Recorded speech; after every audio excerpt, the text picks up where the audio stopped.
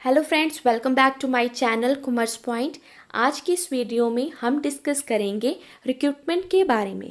Friends, अगर आपने मेरे चैनल को अभी तक सब्सक्राइब नहीं किया तो please subscribe to my channel and share video with your friends. Recruitment क्या है जी? मान लीजिए कि आपकी एक कंपनी है। कंपनी में बहुत सारी पोस्ट अभी खाली है, जाने की वैकेंसी बहुत ज़्यादा है। अब आप कोशिश करोगे वैकेंसी को फिल करने की। कैसे करोगे? न्यूज़पेपर में एडवर्टाइजमेंट दोगे कि मेरी कंपनी में ये पोस्ट खाली है, और ज़्यादा से ज़्यादा लोगों को अट्रैक्ट करोगे कि वो आपकी कंपनी में आए और आकर इंटरव्यू दे। इसी प्रोसीजर को हम रिक्रूटमेंट का नाम देते हैं। रिक्रूटमेंट एक पॉजिटिव प्रोसेस होता है जिसमें हम सर्च करते हैं कि हमारी कंपनी में ज़्यादा से ज़्यादा लोग आएँ, आकर इंटरव्यू दें और बेस्ट पर्सन को हम सिलेक्ट कर लें। When more person apply for the job, जितने ज़्यादा लोग जॉब के लिए अप्लाई करेंगे उतने ही बेटर पर्सन को सिलेक्ट करने के चांसेस जो हैं वो रहते हैं। तो रिक्रूटमेंट एक पॉजिटिव प्रोसेस है जिसमें हम कोशिश करेंगे कि ज़्यादा से ज़्यादा लोग जो हैं वो हमारे पास आए। रिक्रूटमेंट को एक लिंकेज एक्टिविटी भी कहते हैं। लिंकेज मतलब दो लोगों के बीच में लिंक बनाना। तो रिक्रूटमेंट किन दो लोगों के बीच में लिंक बनाती है?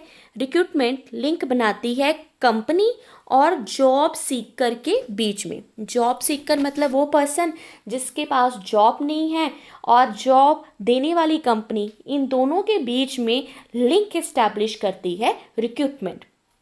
रिक्रूटमेंट का प्रोसीजर अब डिस्कस कर लेते हैं एक एक स्टेप करके। सबसे पहले रिक्रूटमेंट प्लानिंग।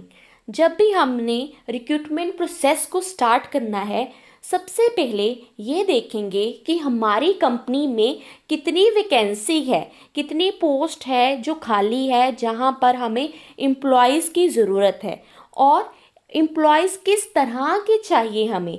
क्या एमबीए चाहिए, क्या हमने बीकॉम किए हुए चाहिए, पढ़े लिखे चाहिए, अनस्किल्ड चाहिए, ट्रेंड चाहिए, अनट्रेंड चाहिए। ये सारा कुछ हम चेक कर लेंगे और अपने प्लान्स सेट कर लेंगे। सेकंड स्टेज आएगी स्ट्रैटेजी डेवलपमेंट। अब हम स्ट्रैटेजी बनाएंगे। स्ट्रैटेजी का मतलब ये है डिसाइड करना कि रिक्रूटमेंट किस किस तरह से करनी है। इसमें 4 पॉइंट्स आ जाते हैं। पहला है मेक और बाय एम्प्लॉयज़। मेक एम्प्लॉय का मतलब ये है कि आप अनट्रेंड एम्प्लॉय को हायर कर लेते हो और फिर उसको ट्रेनिंग देते हो, तो इसका मतलब आप एम्प्लॉय बना रहे हो।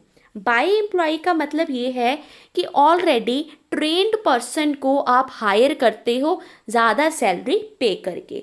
तो क्या आपने अनट्रेंड को हायर करना है या स्किल्ड एम्प्लॉय को हायर करना है, ये आप डिसाइड कर लेते हो स्ट्रैटेजी में। फिर कौन सा मेथड आप रिक्रूटमेंट का अडॉप्ट करोगे? क्या इंटरनल रिक्रूटमेंट करनी है, प्रमोशन करनी है, कि एक्सटर्नल रिक्रूटमेंट होगी? जोग्राफिकल एरिया का मतलब डिसाइड करना कि एम्प्लॉयज़ आपने कहाँ से सिलेक्ट करने हैं। क्या अपनी ही स्टेट से चाहिए, अपनी ही कंट्री से चाहिए, क्या बाहर से तो नहीं चाहिए? ये सारा कुछ डिसाइड करना। सोर्सेज हमारे पास 2 सोर्सेज होते हैं रिक्रूटमेंट के, इंटरनल एंड द एक्सटर्नल, और इसको हम डिटेल में डिस्कस करेंगे। स्ट्रैटेजी बनाने के बाद थर्ड स्टेप आ जाता है सर्चिंग। सर्चिंग का मतलब यहाँ है convey the employees information, convey the employment information. हम लोगों को इन्फॉर्म करते हैं, कन्वे करते हैं कि हमारी कंपनी में वैकेंसी है, हमारी कंपनी में आओ और यहाँ पर आकर अप्लाई करो। कैसे कन्वे कर सकते हैं? न्यूज़पेपर में एडवर्टाइजमेंट देकर, रेडियो में एडवर्टाइजमेंट देकर, या फिर आजकल बहुत सारी सोशल नेटवर्किंग साइट्स होती हैं, वहाँ पर भी आप एडवर्टाइजमेंट दे सकते हैं। सर्चिंग के बाद आप करोगे स्क्रीनिंग। स्क्रीनिंग का मतलब ये है आपके पास बहुत सारी एप्लीकेशंस आ जाएंगी। वो कैंडिडेट्स जो आपके पास एप्लीकेशन लेकर आते हैं, उनकी एप्लीकेशन को चेक कीजिए, क्या वो सूटेबल भी हैं इंटरव्यू देने के लिए कि नहीं। अगर वो सूटेबल नहीं है तो इस स्टेज पर हम उन्हें क्या कर देंगे, शॉर्ट लिस्ट कर देंगे।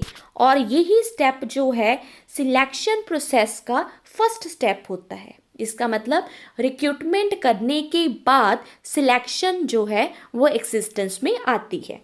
फिफ्थ है इवैल्यूएशन एंड कंट्रोल।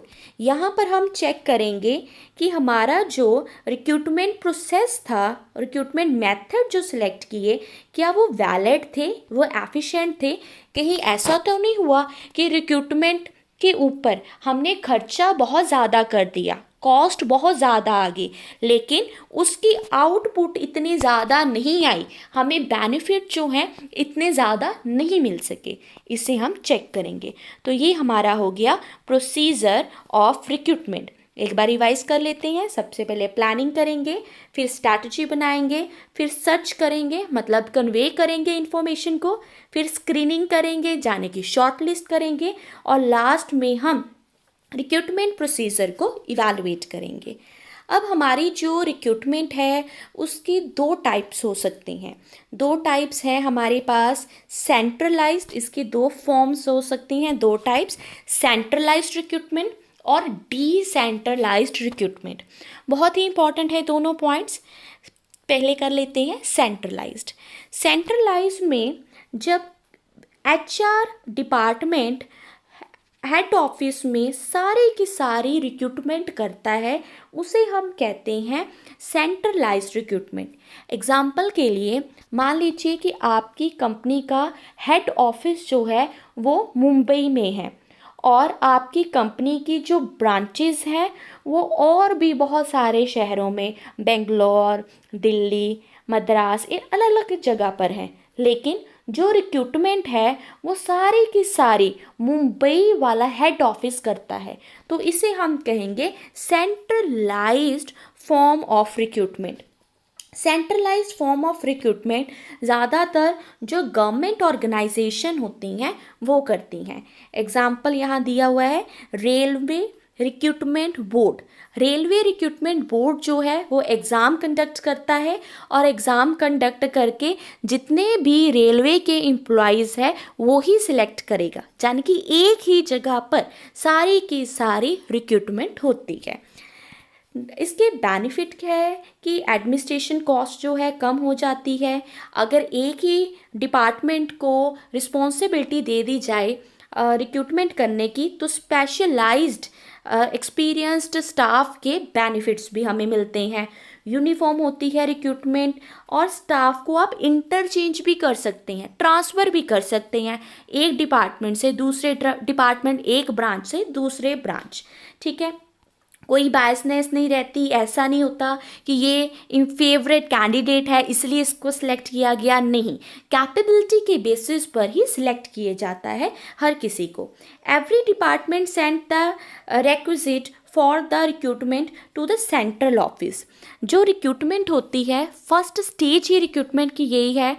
बाकी के सारे डिपार्टमेंट्स जो हैं वो आपको रिक्वेस्ट भेजेंगे, आपको कन्वे करेंगे कि हमारे डिपार्टमेंट में इतनी वैकेंसी है। उसके बाद ही जो ह्यूमन रिसोर्स डिपार्टमेंट होगा वो रिक्रूटमेंट प्रोसीजर को सिलेक्ट स्टार्ट कर देगा।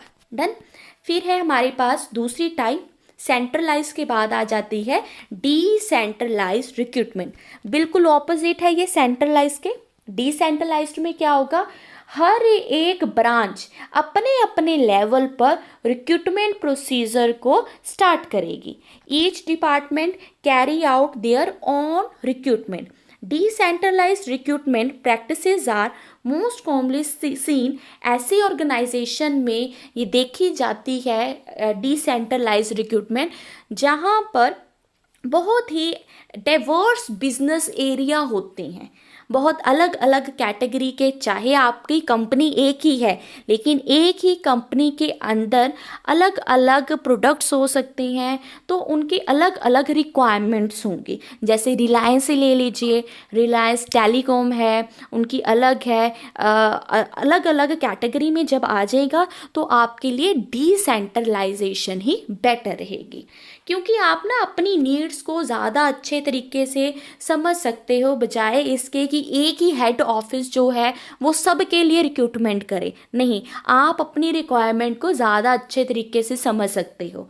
सो अगर आपको मेरी वीडियो अच्छी लगी हो तो please subscribe to my channel, और मैं डिस्क्रिप्शन बॉक्स में आपको एक लिंक भी भेज रही हूँ, वहाँ पर क्लिक कीजिएगा तो आप नेक्स्ट टॉपिक के ऊपर जा सकते हैं, that is the sources of recruitment. उस वीडियो में मैं सोर्सेज ऑफ रिक्रूटमेंट को डिस्कस करूँगी।